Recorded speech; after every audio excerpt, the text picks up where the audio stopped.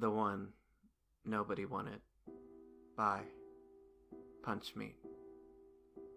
I worked for FEMA from 2002 to 2009, but this story is specifically about my time in Louisiana just after Hurricane Katrina.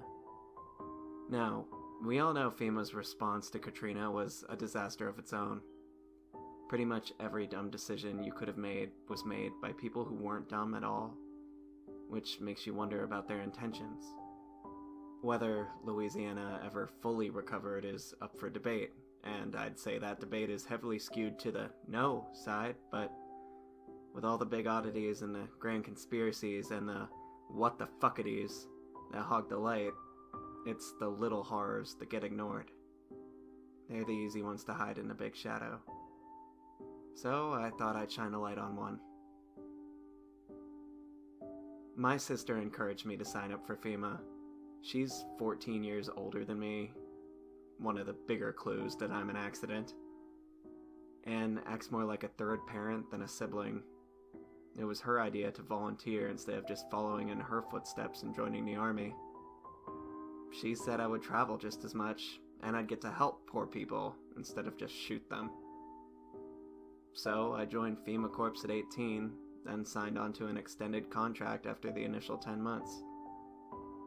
Katrina landed in late August 2005, and a chopper dropped me into a town I won't mention on September 2nd. Would have been a beautiful place if it was just more above the water. Simple folk, but kind to each other, and to us strangers from out of town. The type to hold the Old Testament side of the Bible closer to their hearts, but I try not to judge. I spent most of my days organizing airdrops in a church that some smart people built on top of a hill, loading and unloading crates for far longer than the contract specified. I felt fine about that. You tend to overwork when you can see the benefits of your labor from your desk. Put too many middlemen between you and the people you're helping, and indifference grows like a weed. But when you're on the ground, in the thick of it, surrounded by the suffering that you can solve with just a little more effort, a 14-hour day is a choice to feel good about. Door-to-door postal service had been suspended. All letters and packages meant for locals had been piled into the corner, fenced in by the pews we reorganized to a section of the church. Residents picked through the mail when they came for their rations and water and blankets and other necessities donated by neighbors, like you. And though we told them just to take the mail with their names on it, we knew they were also picking up for friends and family too. We didn't have any interest in stopping them because there was a lot of trust in that church. The preacher, a stern man, wide and flat like a tombstone, couldn't stop raving about the parishioners. How they were honest, decent folk. Looked after each other, cared for each other. After my years with FEMA, I didn't need his testimonial. Despite all the looting the TV puts on display, people are generally the kindest they'll ever be after a disaster. This town seemed no different. We had heard of a few break-ins, which is to be expected, but mostly just people rummaging through medicine cabinets. Probably looking for pill bottles. Even back then it was bad. But as long as the sun is on its way up, people are good to each other. I won't tell you how it gets when it's only dusk and they're staring at a long, dark night ahead. They say we're humanitarians, but FEMA's real purpose is to prevent those long nights. And if we can't bring the sun up, at least we'll show them the pale face of the moon. Letting the residents retrieve their own mail kept that corner pretty tidy. But day after day, this one big waterlogged box stayed behind. It was about 4 feet cubed and plastered with shipping labels, and it had that trademarked Amazon smile on the side. Rush order, airmail, no name, but an address at the west side of town. And that was enough that someone should have known who it belonged to. Yet, it stayed. There were a couple times I saw the locals eyeing it suspiciously, and I once heard a young boy say to his mother that he wanted it. His mother gave him a good slap for that suggestion. After a week, though none of my FEMA team wanted to say it, the unspoken consensus was that the owner of the package, and anyone that knew of the person living at that address, had died in the hurricane. So, I opened it up. Again, you have to remember that Katrina was a mess. The government at all levels bungled up the relief efforts so badly that Kanye right out and told the president on live TV that we have half as many people as we should have and a quarter of the supplies. 3,000 meals a day for 6,000 residents, and every time they came to pick up their rations, they looked visibly thinner. I figured that since the package had been ordered in the lead up to the hurricane, then whatever it hid might prove useful in the aftermath. I'd wear mail fraud proudly on my record, if it helped. I waited until the end of a long Friday, when the church had emptied down to just me and Jesus. Then I ran my box cutter along the tape, popped up the flaps with that satisfying crack of thick cardboard, and had a look inside. It was full of cream. Hand creams, face creams, body butters, lotions, ointments, salves. 48 cases in total. I counted them. All no-name brands, unscented, headed for the same residential address. At first, I just felt stupid. I'd imagine maybe it'd be beans and rice, or maybe even TV dinners, and I'd be a hero for finding the food we desperately needed. But something about it didn't stick. The box had been a rush delivery, and it landed just after the hurricane did, so whoever ordered it must have done it within a week before. That's right, while newscasters squawked that Katrina was coming hard and fast, this person decided the best way to prepare was to order 4 dozen cases of cream. Not food, or bottled water, or clothes, or batteries, or sleeping bags, or planks of wood to board up the windows. They ordered cream. I told myself I would check it out in the morning once the sun was up. But tonight I would go for a walk over to the school gym where we all slept, and tomorrow I'd duck out for a bit to run some errands, checking that home among them. There was no reason to immediately go. None at all. Except, of course, to sate the curiosity gnawing at the inside of my skull. So I wrote the address down on a notepad, loaded the cream onto a dolly, then wheeled it into a rented F-150 and secured the box under a battered blue tarp. The drive took about 20 minutes, and this was pre-iPhone, if you can believe such a time existed. So I just had to use the map in the glove box to find the place.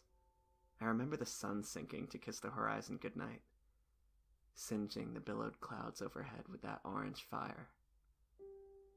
The breeze that night blew cool for late summer, and you could taste the ozone in it. You felt a storm coming. Thank God for that storm. The snaking road started as smooth pavement and ended in mud, an apt metaphor for how quickly things could go to shit. With infrastructure so fragile in the South, Katrina had churned up the whole state into soup. One that thickened with every step you took away from the rich white neighborhoods. And this place was way out in the sticks. The truck handled it well, though, just some extra war paint all over the wheel well, which only ever made a truck look better. Trucks without dirt are like books with pristine spines. The address on the mailbox matched, but an old oak had sunken into the drive and blocked my path. I thought about towing it out, but it was so far away from help that it would have taken at least an hour. So instead, I parked out on the road and hopped out, wading through the mud in my boots. There was a flashlight in the cubby on the passenger door, but I still didn't bother with it. Still had 30 minutes of light, and nothing about this seemed strange or creepy yet. Just like opening that crate, I felt a strange act of heroicism coming on. I'd find that missing person stuck under a hutch, and I'd get a medal on live TV. I'd be in a newspaper. I'd make my sister proud. I trudged up the drive with muck slurping at my boots and crickets chirping at me from outside a 10-foot radius. A small 2-story home waited for me. Old, but not dilapidated, in that Victorian style, with a once white wood and a covered front porch. No swing or rocking chair, though. "Hello?" I yelled ahead, the thick trees around the home eating my echo. No answer. I rapped at the door and I waited, and waited. I did that thing where you cup your hands against the glass of the window to peer through, but it was too dark inside to make much out. Just a simple dining table and chairs. The glint of a smudged mirror and a hutch upright. "Hello in there," I repeated. "My name is Ed. I'm from FEMA. We have a package for you." I pulled at the breast pocket of my raincoat to show its FEMA logo to nobody. The handle was right there. Again, those thoughts of newspaper headlines spun in my head, convincing my hand to grab the knob and turn it. Unlocked, as most homes in quaint towns tend to be. I stepped inside. The door closed behind me with a soft click, quieting the crickets. The stale indoor air tasted like a coat closet. "My name is Ed, from FEMA," I said again. My voice boomed in a small space. "Just checking to make sure you're all right." You want to announce yourself when you enter a home uninvited. This is gun country after all. I tried the light switch by the door, but the electricity was still shut off. The home was dim, but not dark, with big bay windows letting in the sunset's soft red glow. Floral print papered the walls, peeling back at the corners, and the floors looked dirty enough that I didn't feel too bad about dragging mud in from the outside. So I circled the ground floor once, through the Spartan dining room I'd seen from the outside, to the tiny kitchen in the back, and then around to the sitting area at the front hall again. Then I looked at the steps going up. Sudden winds whistled through the bones of the house and rattled the shutters upstairs, and I heard the first drops of a storm pitter-patter on the roof. "Coming upstairs," I announced, sure that I was only warning myself. Then I took 2 steps and grabbed the banister. It was slick and slippery. I couldn't get a firm grip. I saw why when I pulled my hand away. It glistened with grease. Cream. I could see it now. A thin layer of it coating the railing all the way up. Slimy footprints on every step. Pudgy fingers painted in oil on the wallpaper. Dollops of it dotting the floor like white Hershey's Kisses. Cream was everywhere I looked. My thinking mind finally caught up with my subconscious, and I realized it was almost 10 p.m. and I was out playing postman only 600 miles away from where deliverance takes place. "Fuck this," I said out loud, and I wiped my hands on my pants and turned to hop down the steps toward the exit. A figure blocked the door. Tall, rail-thin, and entirely white, with a red halo from the low sun that angled through the bay windows. The 2 dark dots that were set in his head stared straight at me through clotted lumps. The man, like the home, was covered in cream. For a moment, neither of us moved, like a duel at high noon, both cowboys armed with anxiety. "I'm just leaving," I finally said, my voice cracking twice in 3 words. He still didn't budge, so I took 2 slow steps down onto the landing. "Stand aside, sir. Please." The cream on his face parted to reveal a black hole of a mouth. "Where is it?" he said, hoarse but piercing, like he'd whispered it from a mile away. I'm leaving, I repeated, more confidently this time. I held my empty palms out in front of me as I slowly moved towards him. You're all trying to kill me, aren't you? He rasped, his voice passing right through my clothes to crawl over my skin. Give it to me, he said. Give it to me. More sinister. Give it to me. And with that last one, he lunged forward. I tried to block his attack, but he slipped right through, colliding into me. Cold, wet, and viscous. His speed tumbled me backward against the stairs, and the hard edges jabbed into my back. In 1-foot increments. He landed on top of me, almost weightless, but ferocious, hands quickly slipping around my throat and tightening. I need it. I need it. I need it. He hissed down at me, globs of white dripping from his face onto mine. Frantically, I threw punches and slapped at his face and body. I chopped at arms. Every attack glanced right off. My legs kicked at nothing. I opened to breathe, but I couldn't get any air in. Black velvet pushed in on the edges of my vision, weaker and weaker, like falling down a well. Finally, I got a hold of his arm near the shoulder and I squeezed, my hand almost clenching into a solid fist. Cream oozed through the cracks between my fingers. He shrieked. He ripped his arm backward, through my fist, like someone pull-starting a mower, sliding all the way past the forearm until the hand audibly plopped out of my grip. The force of it threw him back off balance, and I bucked him, quickly. Scrambling to my feet, he reached for me and missed as I crashed through the front door, and out into the storm. He chased me for 3 steps, out under the showering rain before he hissed like a startled rattlesnake.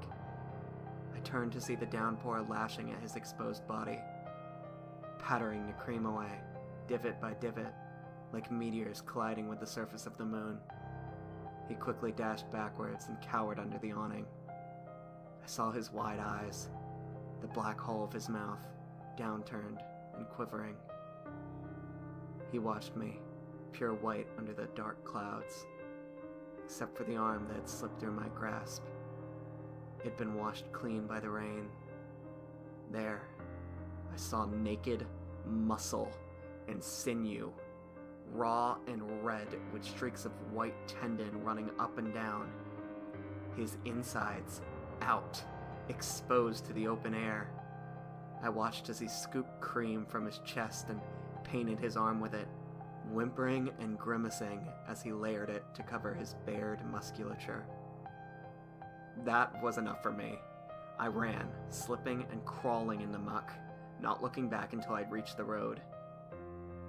By then, the porch stood empty. Nothing had followed me. I tilted back to let the rain wash off my face, scrubbing away the cream from my skin, but not the memory that had been there. I wanted nothing more than to just leave into the night, down a few shots of Jack, and forget. But before I took off, I had to do it. I unlatched the cargo, and I pushed it off the truck, onto the muddy road. My job was delivering provisions after all.